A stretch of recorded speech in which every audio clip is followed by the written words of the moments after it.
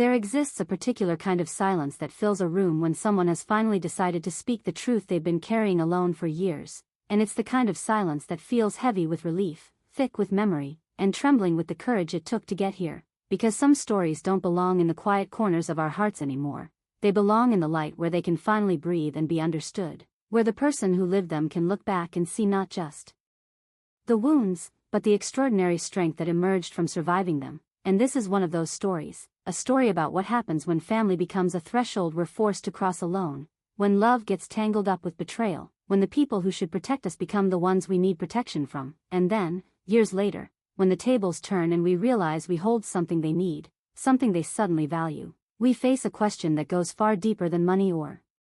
obligation or even forgiveness, a question about who we are when no one is watching, about what we choose to do with our power, and about the quiet revolution that happens inside us when we finally decide that our wounds don't define our worth.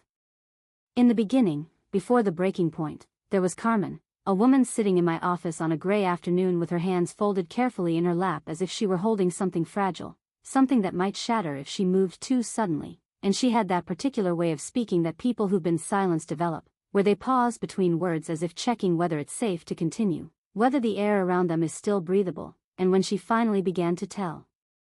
me her story, her voice was barely above a whisper, but the words themselves were thundering with the weight of decisions she had made, with the solitude of paths she had walked, with the peculiar strength that grows inside us when we believe we have no other choice. And Carmen's story began on a Tuesday evening in 1998, in a small apartment that smelled like her mother's perfume and her father's disappointment, where she was 14 years old and still believed, against all evidence, that people who claimed to love you wouldn't destroy you without reason. Her mother had found a note in her backpack, a note that Carmen's younger brother had planted there to get her in trouble, a note written in a boy's handwriting that suggested things Carmen had never even thought about, things that belonged to the realm of fantasy and fear rather than reality, and her mother had read it with an expression that shifted from confusion to fury to something worse, something that looked like betrayal, as if Carmen had personally, deliberately, shattered a mirror her mother had been holding up to the world. And when her father came home from work that evening, her mother handed him the note without saying a word, and Carmen watched his face go through the same terrible journey, watched the love drain out of his eyes and get replaced with something cold and unfamiliar, and then he spoke, and his words arrived like stones thrown into still water, creating ripples that would travel outward for decades, sending her away, calling her names that no child should ever hear from a parent's mouth, telling her that she was no longer welcome in that home, that she had brought shame on the family, that she should leave and never come back. Carmen didn't fight, didn't cry, didn't try to explain because she already knew that the truth didn't matter anymore, that she had become not her actual self but a story her family had decided to tell about her, and sometimes that's what betrayal really is, not the dramatic moment of violence or abandonment, but the quiet moment when someone decides to believe the worst version of you and stops looking for evidence to the contrary. And at 14, Carmen packed a small bag with the few things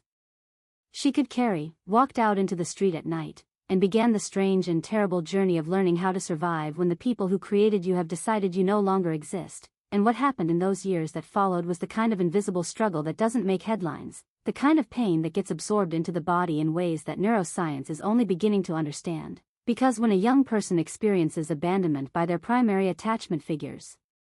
something profound shifts in their nervous system. Their amygdala, which is responsible for processing fear and threat, becomes hyperactive, constantly scanning the environment for signs of danger, for proof that they are not safe, for confirmation that they are fundamentally unlovable, and this creates a state of chronic stress where cortisol, the stress hormone, remains elevated in their bloodstream, building up over time like scar tissue on the inside, affecting their ability to sleep, to trust, to feel secure even when they are physically safe. Carmen survived those years by becoming invisible, by working in restaurants where she could exchange labor for meals and a small wage, by sleeping in the homes of friends who didn't ask too many questions, by developing a particular skill for reading rooms and people, for knowing exactly how to make herself useful so that no one would ask her to leave, and this skill, while it kept her alive, also shaped the way she moved through the world, because she learned that her value was contingent on her usefulness, that love was something you earned through submission and compliance, that to be safe was to be small, and by the time she turned 21, she had internalized these lessons so thoroughly that they became invisible to her. They became not lessons but facts of existence, the way the world simply was, and this is one of the most insidious things about trauma, particularly abandonment trauma, is that it doesn't announce itself with fanfare, it doesn't come with explanations or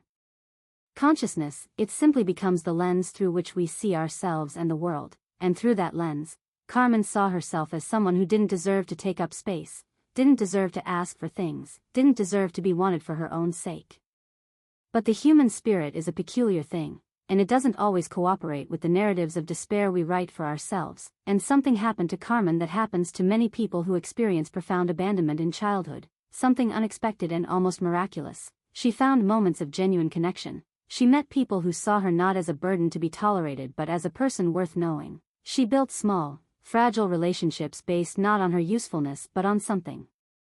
that felt more like real interest, and through these connections, something began to shift inside her, a slow reorganization of her neural pathways, because this is what neuroscience shows us, that the brain is not fixed, it is profoundly plastic, meaning that new experiences can actually rewire our deepest patterns, can create new pathways for feeling and being. And while Carmen's amygdala had been trained for decades to expect abandonment and betrayal, these new relationships began to offer her nervous system evidence of something different, evidence that she could be valued, that she could be safe, that people could stay, and this evidence, accumulated slowly over years, began to carve new grooves in her brain, began to create the possibility of a different story. By her early 30s, Carmen had built a life that was quiet but real. She had a job in publishing where her attention to detail and her ability to understand what made people feel seen through language served her well. She had a small apartment that was hers, paid for by her own work, decorated in soft colors and filled with books, and she had learned to sit with herself in ways that hadn't been possible before, to listen to her own voice without immediately dismissing it as unworthy of attention, and she had built friendships, real ones, where she could be vulnerable without immediately bracing for abandonment. And this is what healing looks like sometimes, not dramatic transformation but the slow accumulation of small moments where we prove to ourselves and to our nervous system that we are worth protecting, that we are worth staying for, that we can trust ourselves even when others have failed us. And Carmen had reached a place of genuine stability and peace, a place where she could think about her past without it destroying her present, where she could acknowledge the pain without being consumed by it, where she could even, sometimes, feel a kind of compassion for the people who had hurt her, understanding that they too had been limited by their own fears and their own inability to see beyond the stories they'd decided to believe. And then one winter day, Carmen received a phone call, and the voice on the other end was her mother's, older now, frilier, carrying a tremor that suggested weakness or illness or both, and her mother was calling not to ask for forgiveness, not to acknowledge the harm that had been done, not to attempt any kind of real reconciliation, but to ask for money, to tell Carmen that her father had suffered a stroke, that the medical bills were mounting, that her mother had gotten older and couldn't work, that her younger siblings had their own problems to worry about, and was Carmen, was their daughter, was this person they had erased from the family all those years ago, willing to help them now, willing to step back into the role of daughter, provider, helper, the role that had been waiting for her all these years like a trap with her name on it. And when Carmen hung up the phone, she found herself trembling. Not with anger exactly but with a complex mixture of emotions that didn't have a simple name, because what her mother was asking her to do was not just to provide money, it was to erase what had happened, to agree that the abandonment hadn't happened or didn't matter, to perform the role of loving daughter as if the last 2 decades hadn't intervened, as if her nervous system hadn't spent all that time learning that this family was not safe. This is the moment where many stories diverge, because some people respond to this kind of request with immediate refusal, with anger, with a clear and clean boundary, but Carmen's story didn't go that way, because Carmen's amygdala had been conditioned for so long to respond to family with submission and compliance, because the neural pathways of old trauma are powerful and not always easy to override, even when our conscious mind understands exactly what's happening, and Carmen found herself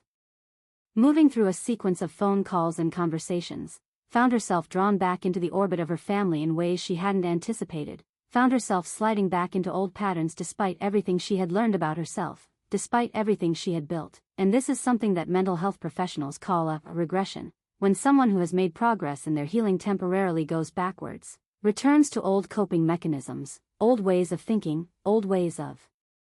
relating, and it's not a failure, it's actually a very human response to being confronted with the people and situations that originally wounded us. Because our nervous system doesn't always check with our conscious mind before responding. It has its own memory, its own logic, its own way of assessing danger and responding to old threats, and suddenly Carmen found herself lying awake at night, her heart racing, her mind spinning through scenarios of obligation and guilt, even though rationally.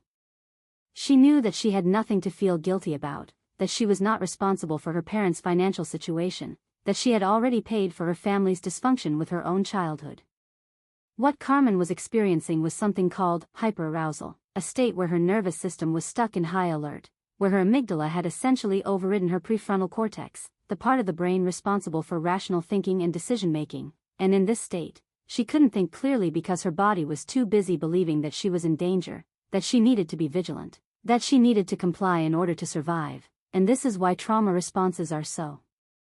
often misunderstood by people on the outside looking in, because they look irrational, they look like choices when they're actually neurological, they look like weakness when they're actually the brain doing exactly what it was trained to do in the face of threat, and Carmen's body was telling her that her family was a threat, and simultaneously her family was telling her that they needed her, and these two truths were warring inside her in ways that made it almost impossible to think clearly or act from a place of true choice. So Carmen called me, and she came into my office that gray afternoon, and she sat with her hands folded carefully in her lap, and she told me that she wanted to help her family but that she felt sick when she thought about it, that she couldn't sleep, that she felt like she was 14 years old again, standing at the threshold of abandonment, and I listened to her, and I didn't immediately tell her what to do or how to feel, because the truth is that there is no simple answer to this kind of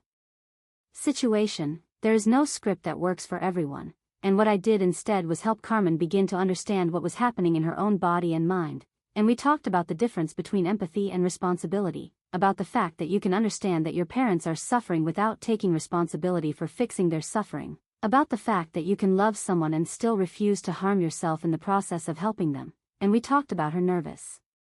system, about how her amygdala was responding to her family as if they were the same people who abandoned her, even though people change and situations change and sometimes we have to update our threat assessment, and slowly, over several conversations, Carmen began to find some clarity, began to distinguish between the voice of her 14-year-old self who was terrified of abandonment and the voice of her adult self who understood that she had the right to choose. Carmen's story is not unique, and this is something that struck me as I began working with her and as I began to notice patterns in the stories of other people who came through my door carrying similar wounds. There were so many people who had been rejected by their families in ways both dramatic and subtle, so many people who had internalized the message that they were fundamentally unlovable, and then, years later, when they had begun to heal and build lives of their own, they found themselves facing requests from the very people who had rejected them, requests for money, attention, care, reconciliation, and each one of them found themselves wrestling with the same fundamental question that Carmen was wrestling with, which is how to be a good person when the people who taught you that you weren't good are suddenly asking for your help. How to build a life that is truly yours when your life is constantly being demanded of you by people who have a claim on you through blood, if not through love. And so I began collecting these stories, began sitting with these women in my office and listening to what they were teaching me about resilience and boundaries and the long, slow work of reclaiming yourself from the people who tried to erase you. There was Isabel, who was 19 when her father told her that she was bringing shame on the family by being gay, and who left home not just physically but emotionally, severing the connection with a finality that she swore would be permanent, building a life in another city where no one knew her family, where she could be herself without apology or explanation, and she had built that life so well that by the time her father got sick 20 years later, she had almost forgotten what rejection felt like, had almost forgotten the particular way that abandonment by family members lodges itself in the body. And when her siblings called to tell her that their father was asking for her, that he wanted to see her before he died, that he had told them he was sorry for the choices he had made, Isabel felt something shift inside her, felt the ground beneath her become unstable, because she had built a carefully constructed life based on the understanding that her father did not love her, and if that were no longer true, if he had changed, if he was sorry, then what did that mean for all the pain she had carried? What did it mean for the boundaries she had drawn? And she found herself traveling back to the city where she had grown up, found herself sitting at her father's bedside, found herself having a conversation that she wasn't sure she was prepared to have. And what happened in that conversation was both healing and devastating, because her father apologized, because he said that he had been wrong, that he loved her, that he was proud of her, and Isabel felt something inside her break open like ice in spring, felt tears that she hadn't known were held inside her come pouring out, but what she also felt was anger, because an apology doesn't erase decades of rejection, because her father's deathbed realization came 20 years too late, came after she had already learned to live without him, came after she had already built a self that didn't need his approval, and in that moment, Isabel understood something important about forgiveness, which is that it doesn't require us to pretend that the harm didn't happen, it doesn't require us to go back to how things were before, it doesn't even require us to feel grateful for the belated apology, it only requires us to acknowledge that the person who hurt us is also a human being capable of growth and change, even if that growth comes too late to repair what was broken. And then there was Patricia, whose story was different in texture but similar in its fundamental architecture. Patricia, whose mother had blamed her for her father's infidelities, had told her that she was too pretty, that she was tempting her father into betrayal, that somehow at 13 years old she was responsible for her father's moral failings, and Patricia had learned to hate her own body, had learned to make herself invisible, had learned to dress in clothes that were too big and too dark, had learned to apologize for taking up space, and she had carried this into adulthood, had struggled in relationships because she couldn't believe that anyone could actually want her, had sabotaged good things because she believed that she didn't deserve them, and her healing, when it finally came, was slow and incremental. It involved years of therapy and medication and small moments of self-compassion. It involved learning to distinguish between the voice of her mother and the voice of her own inner wisdom. It involved looking in mirrors and practicing saying kind things to the reflection, and by the time Patricia was in her 40s, she had begun to build a genuine sense of herself, had begun to feel comfortable in her own body, had begun to believe that she was worthy of love, and then her mother called, not because she was dying or in crisis, but because she needed money for a vacation, because her mother wanted to travel and thought that Patricia, who had a good job and no children, should sponsor this vacation, and Patricia felt something cold move through her chest, felt the old familiar weight of obligation, but also felt something else, felt a kind of quiet fury at the audacity of her mother, at the fact that her mother had spent decades making her feel unworthy and unlovable, and now expected her to provide, expected her to give, expected her to say yes. And Patricia found that in this moment she could do something that younger Carmen and younger Isabel couldn't do. She could say no, could say it with firmness and clarity, could say no without explanation, could say no without guilt, and when her mother became angry and tried to manipulate her, Patricia could hold the line, could understand that her mother's anger was not her responsibility, could understand that she was no longer the 13-year-old girl who had to absorb her mother's projections and rage.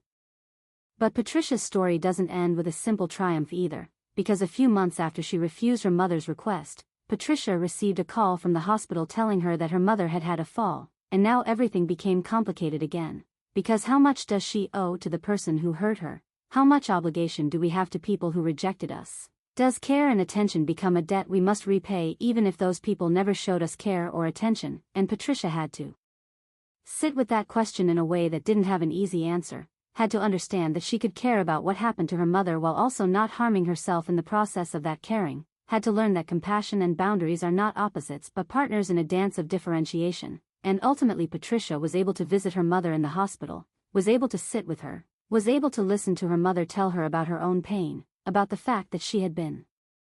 raised by a mother who blamed her for everything, about the intergenerational transmission of trauma that had resulted in her treating her own daughter with the same blame and cruelty that she had received, and in that moment, Patricia understood that while her mother's pain didn't excuse her behavior, it did explain it. It did help Patricia understand that her mother was not actually the villain of the story but also a victim of a system of trauma that had been passed down through generations.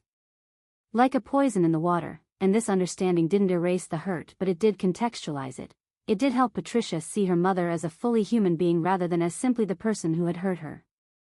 What these stories are teaching us, if we listen carefully enough, is something profound about the nature of family trauma and about how the brain responds to having been rejected by the people who should have protected us, and in order to understand this more deeply, we need to talk about attachment, because attachment is the foundation of human psychology. It is the earliest and most primal form of relationship, and it is set up by the relationship between infant and caregiver, and when this relationship is healthy and secure, when the caregiver is responsive to the infant's needs, when the infant learns that they can depend on the caregiver to keep them safe and cared for, then the infant develops what attachment theorists call secure attachment, and this secure attachment becomes the template for all future relationships. It becomes the internalized understanding that people can be trusted, that the world is fundamentally safe, that they are worthy of care and attention. But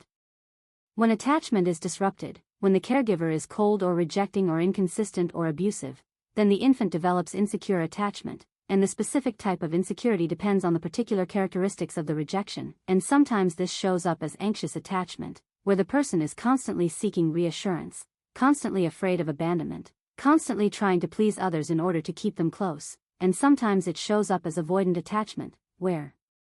the person distances themselves from others to protect themselves from the pain of potential rejection, and sometimes it shows up as a disorganized mix of both, where the person simultaneously seeks closeness and pushes people away, oscillating between desperation and distance. And all of these insecure attachment styles are survival strategies. They are the brain's best attempt at coping with an unsafe or unreliable environment, and they work beautifully for keeping the child physically or emotionally safe in an unsafe situation, but they create tremendous suffering in adulthood when the person tries to relate to other people who actually do have the capacity to be reliable and loving. And when the rejection of a family member happens in adolescence, as it did for Carmen, there is an added layer of complexity, because adolescence is the time when young people are naturally moving away from their families, when they are supposed to be developing their sense of self independent of their parents, when their brains are undergoing a massive reorganization, particularly in the prefrontal cortex, which is responsible for impulse control and decision-making, and when this natural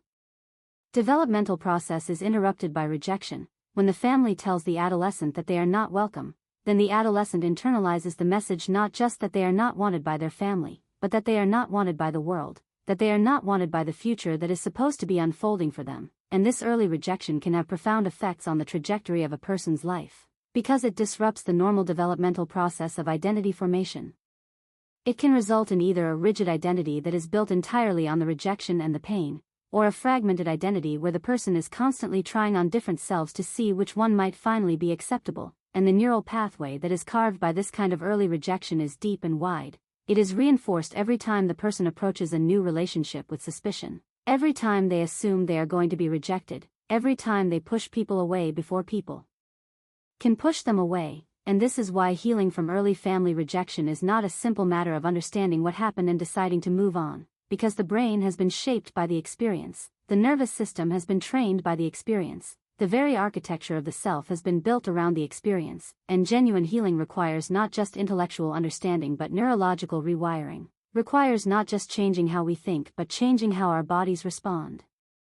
Requires not just insight but new experiences that our nervous system can use as evidence that we are safe, that we are worthy, that we can be loved. And this is where the return of the family becomes so complicated, because when the people who rejected us suddenly reappear, suddenly have needs, suddenly want something from us, our nervous system doesn't distinguish between the person asking for help and the person who abandoned us all those years ago. It doesn't recognize that time has passed and people have changed. It simply knows threat. It simply knows that this person hurt us, and it prepares our body to either submit or flee, and this is why Carmen found herself unable to think clearly when her mother called, why Isabel felt her body shake when she received the call about her father, why Patricia felt cold when her mother made her request, because their bodies were remembering what their minds were trying to forget or forgive, and this is not a weakness or a failure, this is how the human nervous system is designed to work. It is the body's attempt to protect itself from further harm, and in order to respond to these situations with anything other than pure survival instinct, we need to develop what I call nervous system awareness. We need to learn to recognize when our amygdala has hijacked our prefrontal cortex, when we are responding from fear rather than from choice, when we are acting from the old neural pathways rather than from the new ones we have built. And we need to develop tools to regulate our nervous system so that we can think clearly, so that we can access our full capacity for wisdom and compassion and discernment.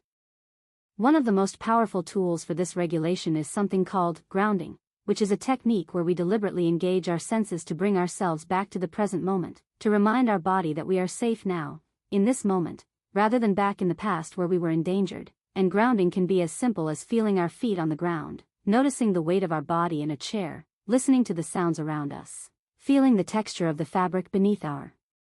hands, and when we engage these senses, when we deliberately direct our attention to the present moment, something remarkable happens in our brain. The prefrontal cortex begins to regain control, the amygdala begins to stand down, the sense of threat begins to recede, not because we've solved the problem or made a decision, but because we've given our nervous system evidence that we are physically safe. And this is the first step in any kind of healing response to these complex situations where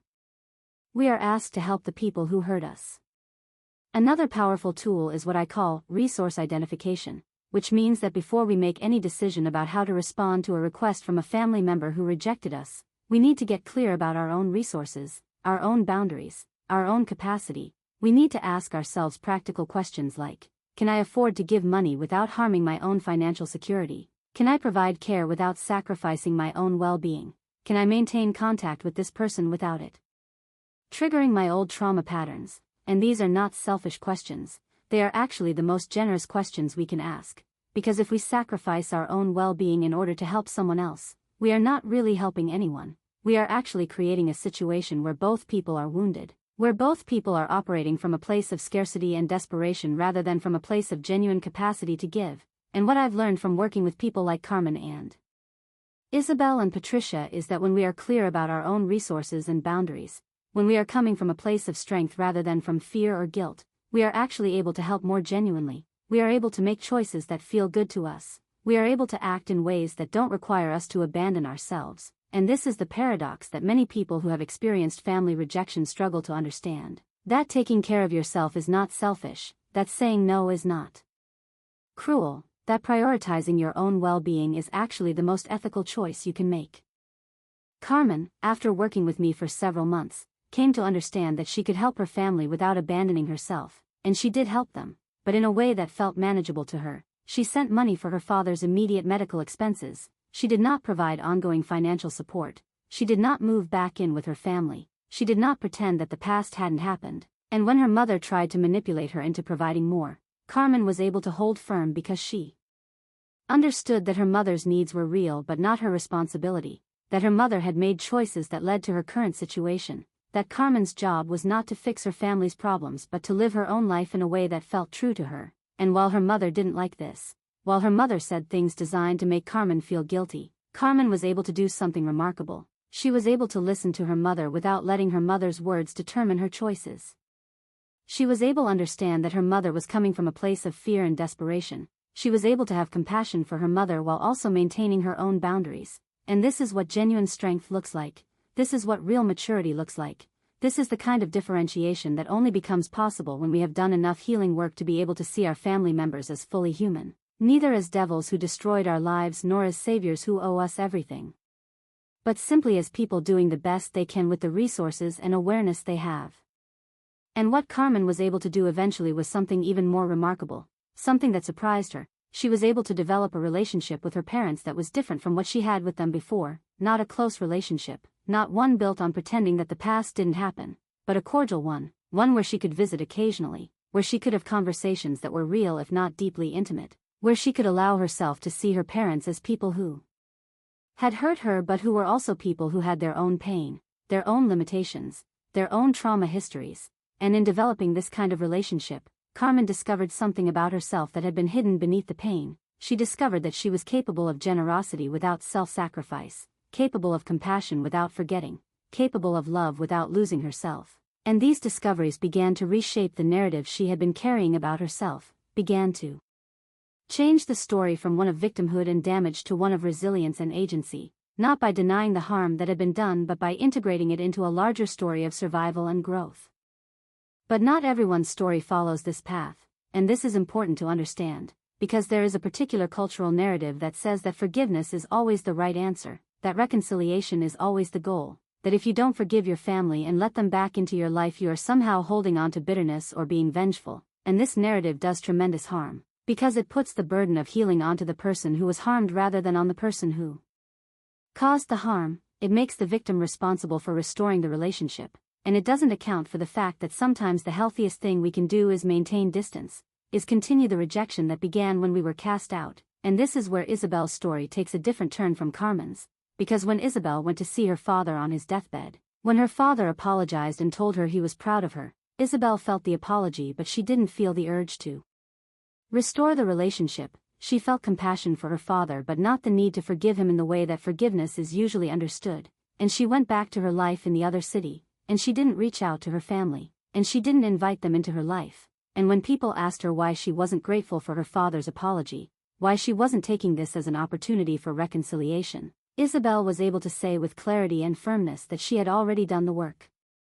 of separation, that she had already built a life that didn't include her family, and that she didn't have to go backward just because her father had finally understood what he had done wrong. And this too is a valid path. This too is a valid expression of boundaries and self-protection. And the difference between this and bitterness or revenge is that Isabel had done the emotional work of understanding her father, of seeing him as a full human being, but she had also understood that she had the right to choose not to have him in her life, and she was able to make that choice from a place of strength rather than from a place of fear or anger. What all of these stories are showing us is that there is not one right way to respond to family rejection and family reconciliation. There are many right ways depending on the individual's history, their capacity, their needs, their boundaries, but what all the healthy responses have in common is that they come from a place of choice rather than from a place of pressure or obligation. They come from a nervous system that has been regulated enough to access wisdom. They come from a self that is sturdy enough to say yes or no without collapsing. They come from an understanding that we are not responsible for fixing our families, but we are responsible for how we treat ourselves. And this distinction is so important because it changes everything about how we relate to these situations. Because instead of asking, should I forgive them or should I help them, the question becomes, what will I do that honors both my own well-being and my capacity for compassion? And when we ask that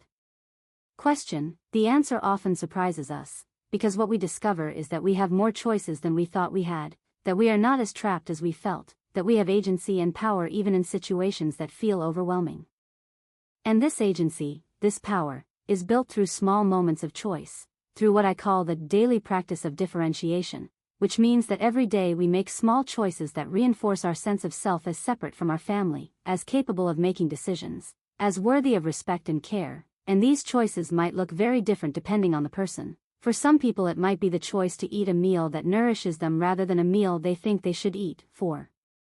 some people it might be the choice to spend an afternoon doing something they enjoy rather than feeling guilty about not working. For some people it might be the choice to call a friend rather than calling their family. For some people it might be the choice to set a boundary with someone who is trying to manipulate them. And each one of these choices is a small act of resistance to the internalized messages of unworthiness. Each one of these choices is a vote for the person we are choosing to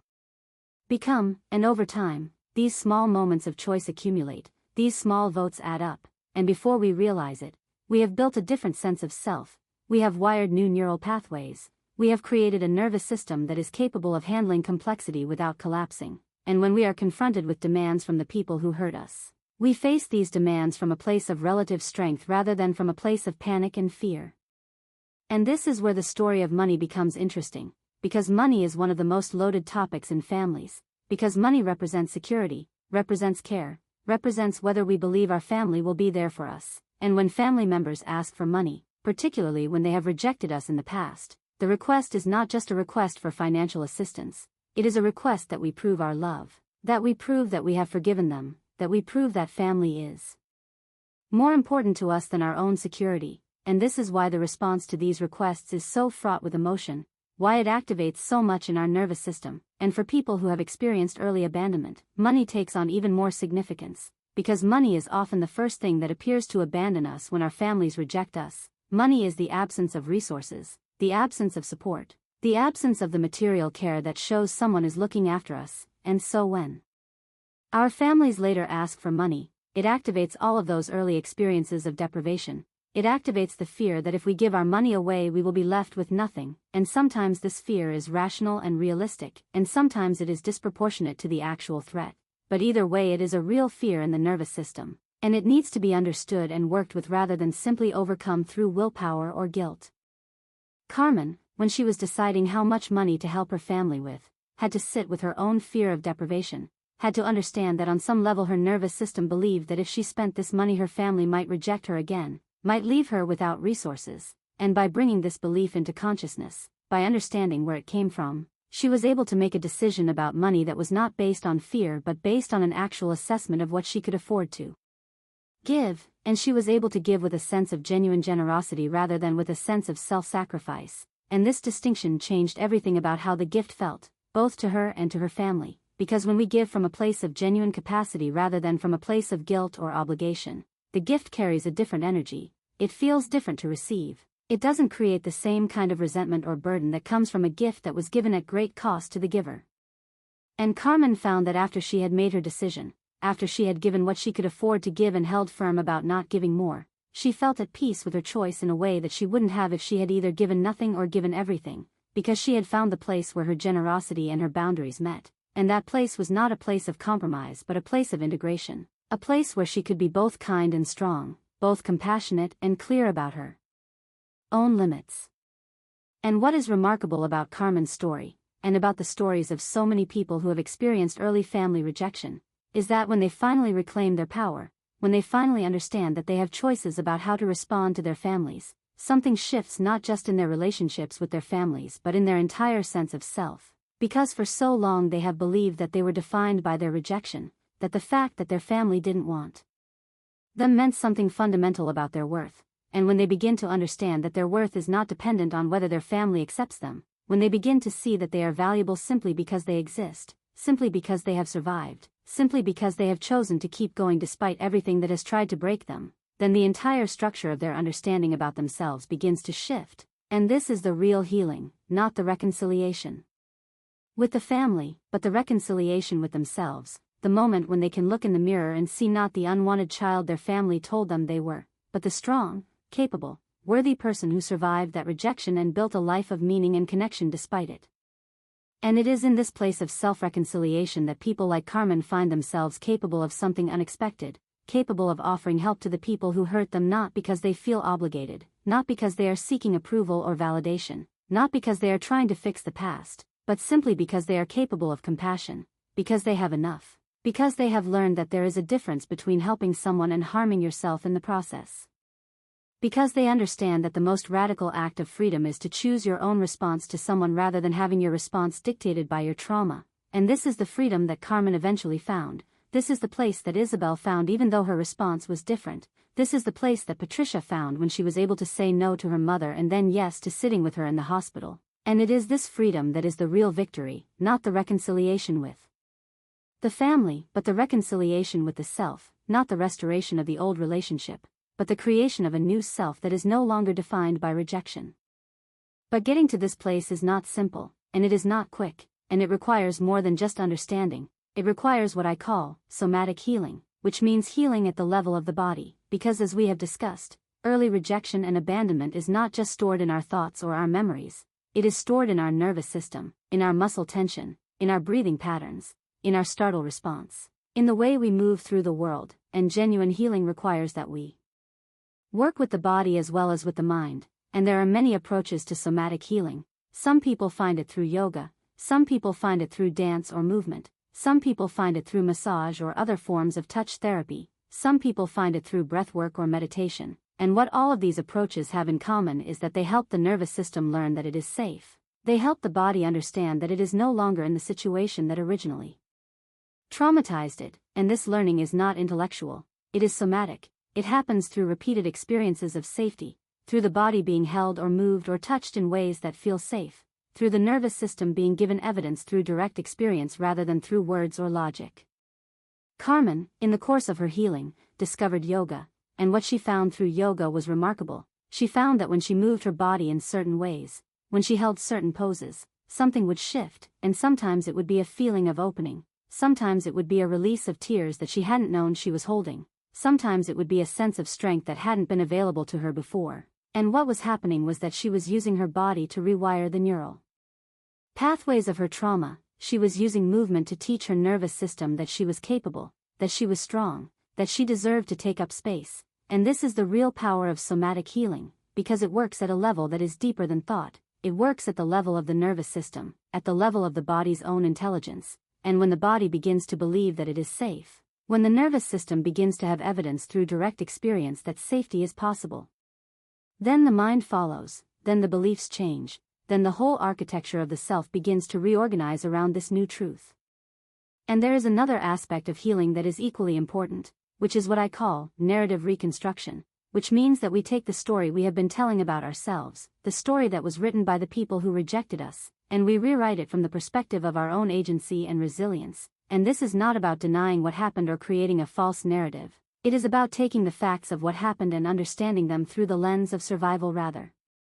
than through the lens of defeat, and for Carmen, This meant moving from a narrative that said, I was kicked out because I was bad, to a narrative that said, I was rejected because my family was not capable of seeing me clearly, and I survived that rejection through my own strength and resilience. And this shift in narrative is not just semantic, it actually changes the neural pathways. It gives the brain a different structure through which to organize memory and meaning, and when the brain has a different narrative, when it has a different way of organizing the story, then the emotional tone of the story changes, the sense of shame changes, the sense of responsibility changes, and what emerges is a different sense of self. And this is where I want to talk about something that is very important and very often misunderstood, which is the relationship between boundaries and love, because there is a cultural narrative that says that if you truly love someone, you will do anything for them, you will sacrifice yourself, you will overlook their harm, you will forgive them no matter what, and this narrative is deeply damaging, particularly for people who have experienced abandonment, because it teaches them that love and self-abandonment are the same thing. It teaches them that to be lovable they have to disappear, and this is a lie. It is a fundamental misunderstanding of what love actually is, because real love, genuine love, is built on the foundation of respect, and respect means that we understand that the other person has their own agency, their own boundaries, their own right to say no, and if we love someone truly, we want them to have these things, we want them to be able to protect themselves, we want them to be able to say no to us if our requests are harmful, and so love and boundaries are not opposites, they are partners, they are the dance that real relationship is built on, and when we understand this, when we finally internalize this, we become capable of a different kind of relationship with our families, a relationship that is not based on submission and self-abandonment but on mutual respect and genuine care.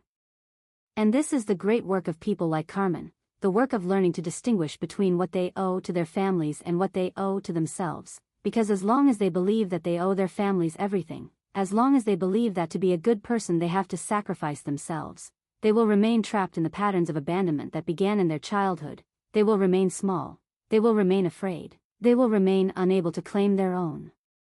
power, and this is why the work of setting boundaries is not selfish, it is actually the most generous thing they can do, because when they learn to take care of themselves, when they learn to say no, when they learn to prioritize their own well-being, they are not just helping themselves, they are teaching everyone around them that it is possible to be loved and to have boundaries, that it is possible to be cared for and to also care for yourself. And this teaching spreads outward, it changes the culture of the family, it changes the way the next generation understands their own worth and their own rights. And so when Carmen finally had her reconciliation with her family, when she was able to help them while also maintaining her boundaries, when she was able to visit occasionally without it destroying her, when she was able to hold the complexity of loving people who had hurt her while also not forgiving them completely, she was doing more than just surviving, she was doing more than just healing, she was actually transforming the entire family system, because she was modeling a different way of being, she was showing her family that it was possible to be both kind and firm, both loving and boundaried, both forgiving and discerning, and this modeling, this example, is one of the most powerful things that she could have done. Because families are systems, and systems change when individual members change, when they refuse to play the old roles, when they introduce new patterns, and by doing this work, by refusing to be the victim that her family had cast her as, by refusing to be the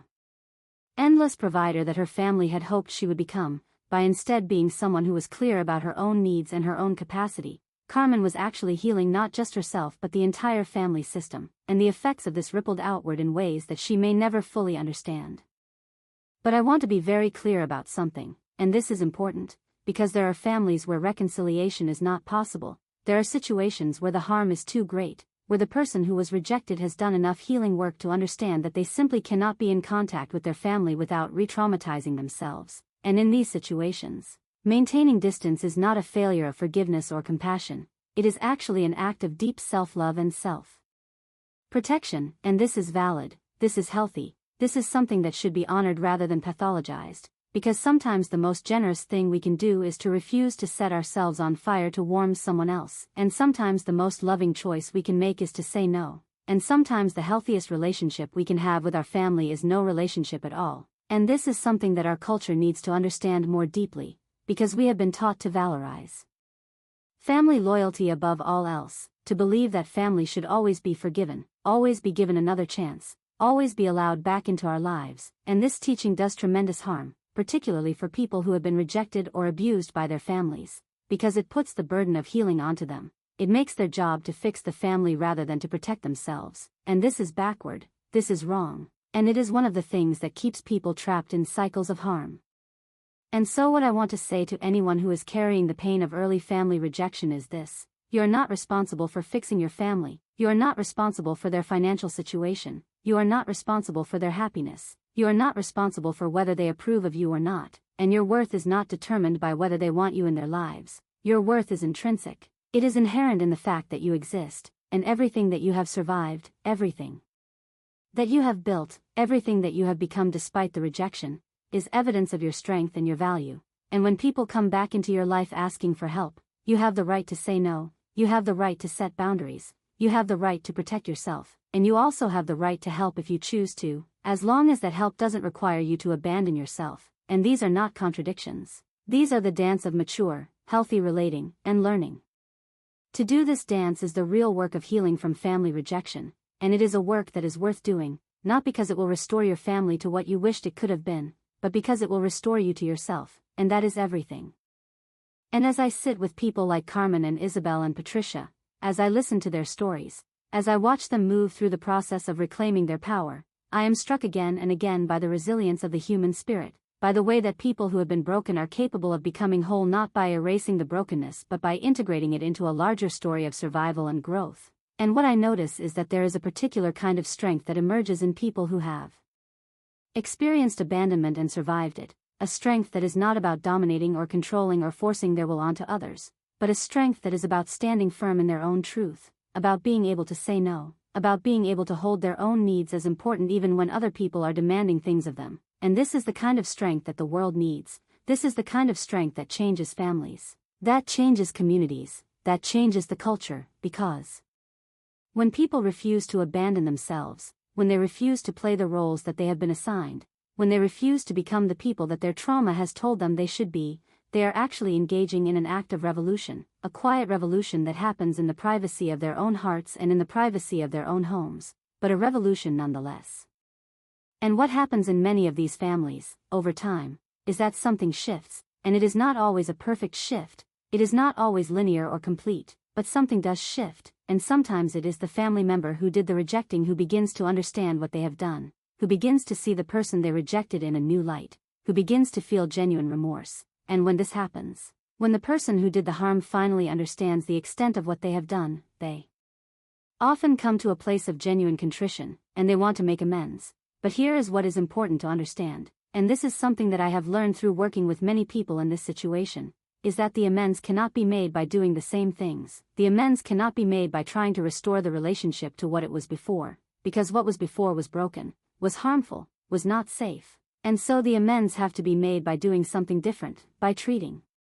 the person with respect now, by honoring their boundaries, by understanding that they have the right to choose whether or not to have a relationship with you. And when a family member can come to this understanding, when they can apologize without expecting immediate forgiveness, when they can accept a limited or conditional relationship, when they can understand that they have to earn trust rather than expecting it to be given, then something becomes possible that wasn't possible before, a